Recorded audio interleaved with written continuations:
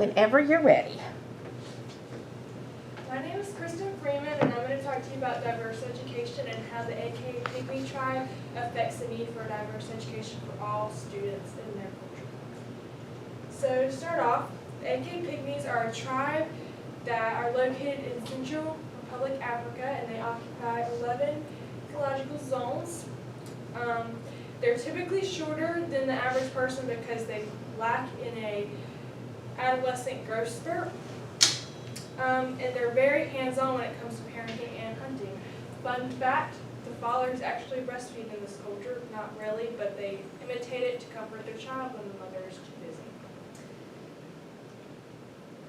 The problem is that the curriculum for teaching has become more restricted with certain subjects not giving teachers enough room to even talk about the hidden gems that are in our history, and it's causing many of our languages to be lost, the formation of biases and not valuing life experiences.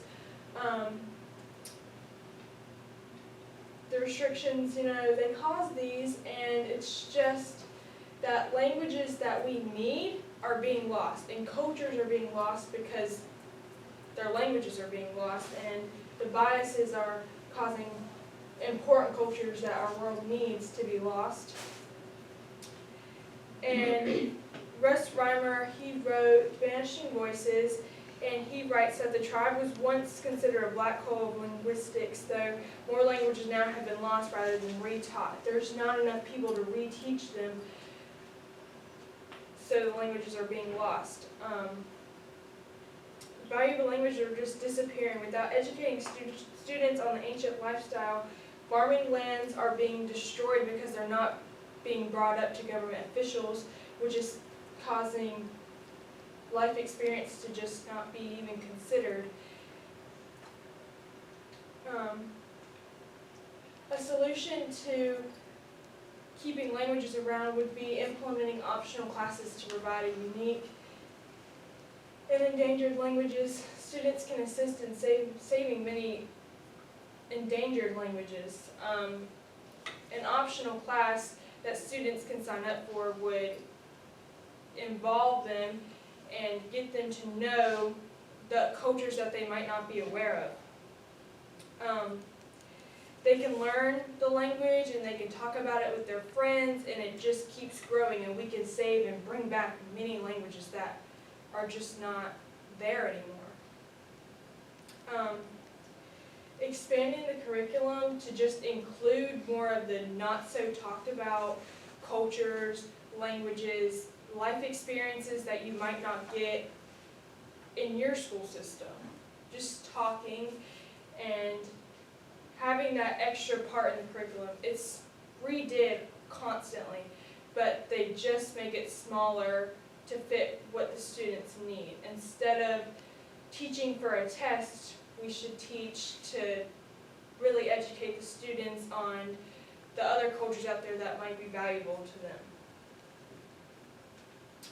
This is a map that I found on the disappearing languages. This is a key to it. The red marks are places that have severely threatened languages. The orange are high, the yellow is medium, and the brown color is low. As you can see, there's a lot of red marks, and they're usually in the places that are not as populated, which is not surprising. But if we were reteaching those languages in school systems all around the world, those languages would better survive. They would have a better chance of going on and evolving.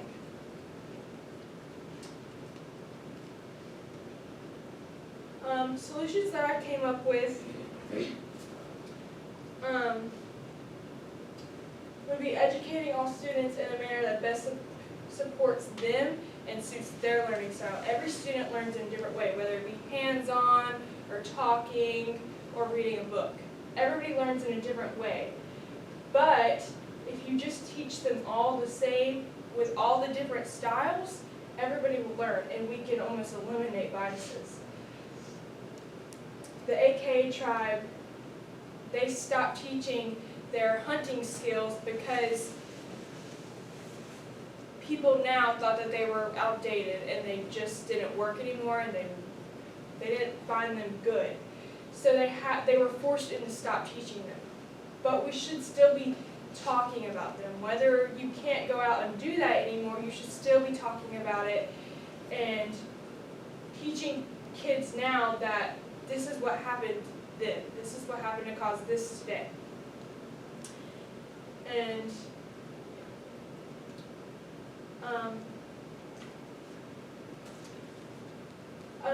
one limitation with these approaches that I found was obviously lack of funding. If you can't pay a teacher to do an optional class, then you can't have the class. It's all about what the school can do to help everybody else. So when you don't have enough teachers, or you don't have enough money to provide the teachers or the resources to the students, then you can't have it. And if you don't have enough students to take the courses, then you can't have the course. You have to really get the students wanting to do it. You have to make it seem fun so that they want to do it more.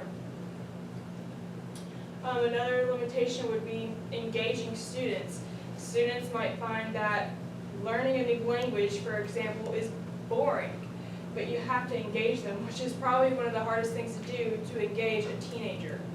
But with the right teachers and the right teaching motivation, then I think that involving and engaging students is a good plan to save languages and value the life experiences and in the formation of biases. This is another map I found. It's about the percentage of students in K through 12 in each state who are studying a foreign language. The darkest color is the people that are learning 50% and the lightest is 0. More of these are 0 to 10 rather than 50 or 40 or 30.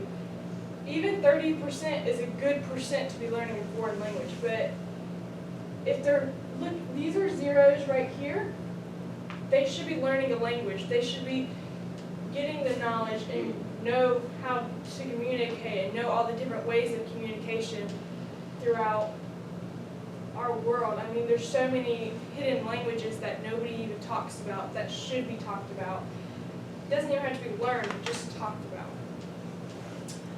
In conclusion, the AKA tribe affects diverse education because the loss of language, they lost their language, and if it was taught, then it would still be around. And their formation of biases would be eliminated if it was talked about and taught in schools. All right.